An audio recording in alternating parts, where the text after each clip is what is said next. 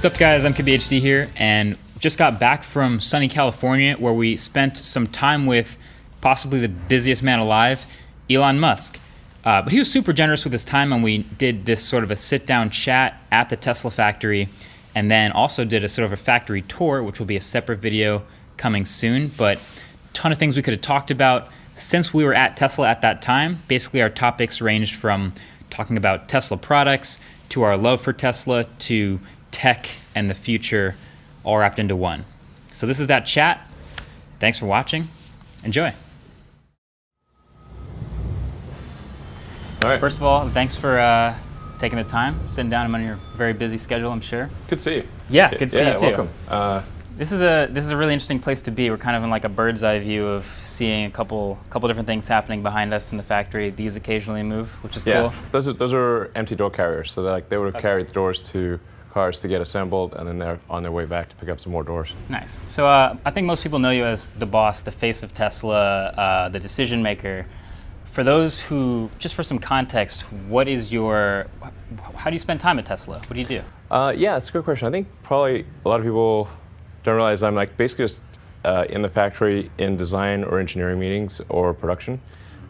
So that's like 80-90% of the time. I think sometimes people think I spend a lot of time on Twitter. Sure. I don't know why they would think that. That's crazy. But actually, that's like almost nothing. Most of my time is spent, well, at least in the last several months, especially going around the factory, and then working on, say, the paint shop, the body shop where we weld up the body, the final assembly where we put all the parts together, and then if I'm not here, I'm at the Gigafactory in Nevada. Okay, so P100D owner, undefeated in stoplight races for Sweet. a while now. Rich over here in audio. Hey. Model 3 pre-order, Okay. waiting for his, and Brandon behind the camera also waiting for Model 3. Okay. What version are you waiting for? Long range. Long range? Long range. Long range, and what color? Oh, okay. That is a good combo. I got blue rear wheel drive. Nice. Nice. Okay. Silver. Cool. So my question is, how, aside from making great products, how do you get people excited about Tesla? There's a lot of people I know and that I talk to who are just intrigued and interested and excited about Tesla as a company. The thing that we really focus on at Tesla is like we really put all of our money into and attention into trying to make the product as compelling as possible. So, because I think that really the way to sell any product is through word of mouth.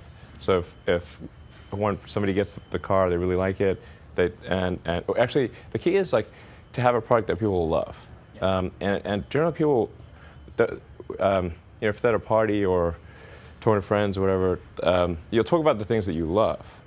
But if you just like something, it's okay. You're not going to care that much. But if you get love the reactions from the highs and the lows, yeah, so you got to make sure people really love you're gonna talk, and then that'll generate word of mouth, and that's basically how our sales have grown. Like we don't spend any money on advertising or endorsements or so anyone like buys our car, they just bought it because they like the car, and it's genuine. No discounts. Like I actually even pay full retail price for my own cars. Okay. Yeah. And then we're really focused on trying to make the cars more affordable, which is really tough. Like in order to make the cars affordable, you really you need high volume. So you need economies of scale. And because the other car companies make a lot more cars than we do, they got way better economies of scale. So as we're gradually able to build up and do more cars, higher volume, then we can build them for progressively like less money, and then make the cars available to wide range of people. But it's super. Honestly, like the car industry is like super competitive. It's like insanely competitive. So as far, I think I read a really interesting, or I think I heard it actually from an earnings call, but something interesting you said is one of the top 5 most frequent trade-ins for Model 3 is a Prius, right? Yeah. Which starts at, $20-something thousand, and they obviously have massive economies of scale. Do you think there's room? I mean, Tesla has Model 3, Model S, and Roadster and up. Is there room for possibly an even less expensive quality electric car experience? Yeah, absolutely. I think in order for us to get to, like, let's say ultimately getting to like a $25,000 car. That's something we could do, but it's probably, if we work really hard, I think maybe we could do that in 3 years. Does it come with time and scale, or just? Yeah, it's a bit of both. Yeah, because like the key to making things affordable is like designing. It's like design and technology improvements as well as scale. So if you think of like say phones, like the earliest cell phones, like I don't know if you remember, I'm probably like dating myself here, but like the original Wall Street. Where the guy's like walking down the beach and he's got like the It's like on a giant phone. He's carrying on like a briefcase kind of thing. They're massive. Yeah. Like massive phone. Yeah. And like all it could do is phone. Yep. Yep. And like had like 30 minutes of battery life and that kind of thing. Now, at that time, in the absence of technology improvements, like no amount of money, no amount of scale could have made that phone affordable. That'd be a lot of engineering iterations, a lot of design iterations. And we're probably, I don't know, on the 30th version of a cell phone. And with each successive design iteration, you can add more capability, you can integrate more things, you figure out better ways to produce it. So it actually gets better and cheaper, but it's like a natural progression of any new technology that it takes multiple versions and large volume in order to make it affordable. Gotcha. Is there anything in the near future of Tesla that you're really excited about? Yeah, there's a lot of things actually. I mean, we've got definitely way more product ideas than we have resources to execute. We were just talking about this with my team, just like, hey guys, what should we focus on? And now in the past, we've only done one car at a time. But as we go into the future, we've got to like basically figure out how to walk and chew gum. So it's like, okay, how do we do two products at the same time, but still have enough resources that both products are great? Right. And so we're gonna try to do, two products. One of them for sure is like the Model Y, sort of compact SUV, comparable price point to the Model 3. Then there's the Semi, the pickup truck, and the next gen Roadster. Yeah. Like, a next gen Roadster is kind of like dessert. We got to talk about like, that. Yeah. It's super exciting, but it's like, and I think there's definitely some value to doing it to show that an electric car can be faster than a gasoline car in every way. Yes. So I think there's like, because there's still this sort of like a halo effect of the gasoline sports cars, because like in terms of top speed, they still have the best top speed. Yeah. So that halo effect that I was basically every metric possible seems like really ambitious. Like there's a lot of things that people like me kind of accept that, like I love my electric car, but I know it's not going to put down lap times 30 laps in just because there's restrictions. We got to work on that. Yeah. In fact, I was actually, I was just talking to the team. I was like, I think we got some headroom there. Yeah. Are we going to talk about track mode? Yeah, sure. Yeah, because I had a very short experience with track mode with Model 3. Okay. Yeah. So obviously Roadster is going to be, that halo car. And if we're confident it's going to be an amazing car, I hope it's that car to beat, essentially. Yeah. But then bringing track mode down to Model 3 brings that fun experience to a lot more people, that higher volume. Exactly. Yeah. So it's kind of like, we're like basically a bunch of nerds here. So obviously, I don't know what gave it away. Yeah. But so for track mode, we want to open up a lot of settings. So like you can adjust settings, and it's kind of like an expert user mode. And you can sort of adjust traction control, adjust like battery temperature, brake. Like you can basically configure a bunch of things, and it will tell you like, hey, if you do this, it's a bit risky. Like you're gonna wear out your brakes a little sooner. It's like you might blow a circuit. But like it'll be clear, like this is the risk that you're taking. Yeah. It's kind of like if you have a graphics card on your computer, you can like go in there and you can change the settings and you can like overclock things. Yeah. And like but So it's going to be all of that will be in track mode, and you'll be able to see that and mess with it. Yeah. That's cool. Yeah, it'd be cool, and you can like try different things and. Word. It'd be fun. A little more on Roadster. Because I made a video about it just after the event. I was sad I couldn't be there, but I'm a day one deposit because I was that excited. Okay. But I was wondering after you made that announcement, one, you said, I think I quote, plenty of space. What does that mean? Oh, you mean it won't be cramped inside. Like basically, if you're a tall dude, you'll Yeah. be able to sit in there. How tall are you? 6'1.5". Okay, so I feel like if you're comfortable in there, a lot of people will be. Yeah, and then like my brother's 6'4". And is he comfortable in it? Yeah. Okay. Yeah. All right. And Franz is like 6'3". I don't know. He's Okay. pretty tall. And then my other question was the side mirrors. This has been a theme in the past with prototypes and cars that we've seen before they come out. They don't have Yeah. mirrors. Regulatory, they have to have mirrors. Is there an advantage to Actually- not having mirrors, or is is it just aerodynamic, or is there more to it? Now it's actually surprisingly how the mirrors, particularly at high speeds, can have quite a big effect on the drag of a car. They're like little air brakes, basically. Like typical car side mirrors reduce a highway range by around 5%. Wow. Yeah, it's pretty intense. You can see in a wind tunnel, like you can see, when you see like those sort of smoke trails in the wind tunnel, you can see just how much. Yeah, they're just like air brakes. To be aerodynamic, you actually want kind of like a teardrop shape. So it's like it doesn't end in like a bluff, Right. Because it creates a low pressure zone behind the mirror, and so you'd have to like have a kind of almost like a cone behind the mirror, or blend it with the body or something like that. Okay. So it's like they're actually surprisingly draggy. Now, a manufacturer is required to have side view mirrors, but I believe that the owner is not. Like I think you're like.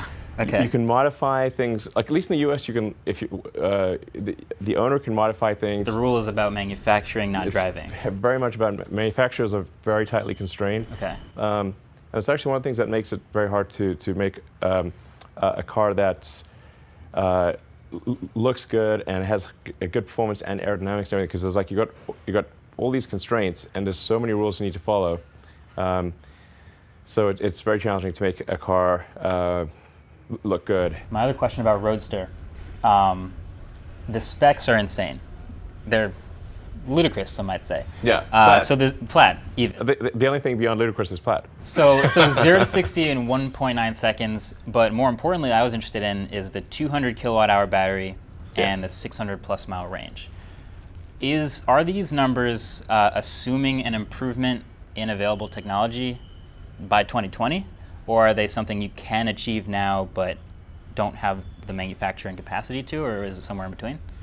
Yeah, so think of it like basically it's like two Model S P100 packs. Yeah. But you're really just doubling the internals, the cells inside. So there's like a lot of stuff that's related to the pack and the packaging and safety and all that sort of stuff that is not related to the cells. So you can double the number of modules inside, and but it would still be like maybe an 80% increase in the volume of the packs. Like the floor would get 4 or 5 inches higher if it was current technology. So but we think we'll probably get another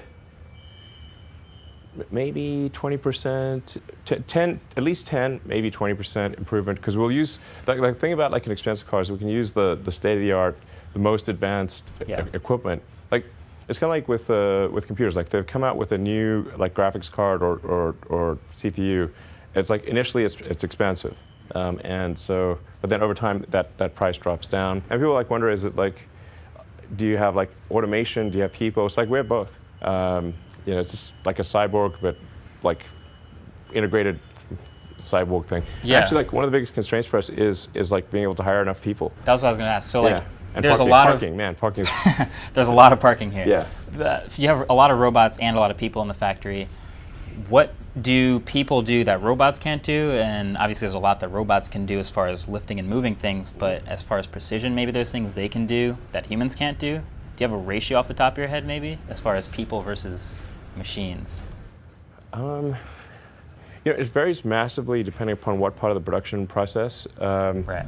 So some parts of it are like 80 to 90% automated, and then some parts of it are like only 10 to 20% automated. What are those parts that humans do better than? Humans are really good at adaptation and rapid evolution, and like doing like little like finicky things like that. like for general assembly, like one of the mistakes we made that was like pretty big mistake was trying to automate general assembly, which is where you put the parts together. You know, so like some of the things, it's like trying to connect a hose that's like sort of dangling around. I see. And then you got like the robot's like got to find the hose, grab it, like then connect it to another hose. At that point. It's like really hard. Yeah. Like a person can just go, oh, they're done. Gotcha. Yeah. That makes a lot of sense. Yeah. And Okay. it's like when you see it, it's like, wow, it's super obvious. Word. And then we try to have robots do this, and it's like robots like grabbing the wrong thing and like trying to stick it over here, and then like, oh, the hose was here when the robot thought it was here, and so now it like tries to grab air and then like smashes into the car. It's like You don't want that. it was a comedy of errors, tragedy of errors. Like person, you could say like this thing needs to connect to that thing, and then however they arrive, the person can figure it out. The robot would be. The robot would be like, ah. Yeah, gotcha.